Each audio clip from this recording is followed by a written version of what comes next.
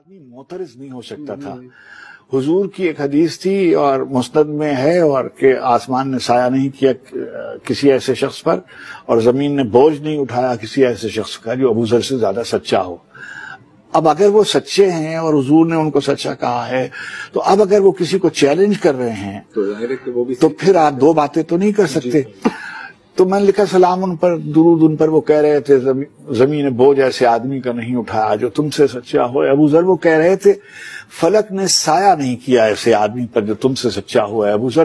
سبھی اثار و یمین تصدیق کر رہے تھے، تمام اہل یقین تصدیق کر رہے تھے، مگر زمانے نے یہ بھی دیکھا، فتویٰ جب ان کے خلاف آیا، مگر زمانے نے یہ بھی دیکھا وہی مدینہ ہے اور ابو ذر ہیں اور ممبر ہے اور ممبر کا فیصلہ ہے، اور اب جو ممبر کا فیصلہ ہے وہ قول صادق سے مختلف ہے۔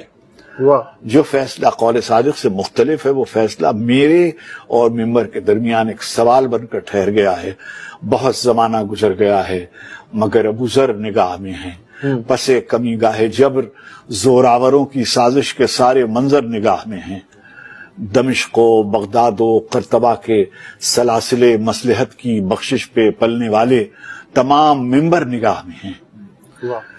دمشق و بغداد و قرطبہ کے سلاسل مصلحت کی بخشش پہ پلنے والے تمام ممبر نگاہ میں ہیں۔ جہان مظلوم خواب دیگر کا منتظر ہے، نیا زمانہ نئے ابو ذر کا منتظر ہے۔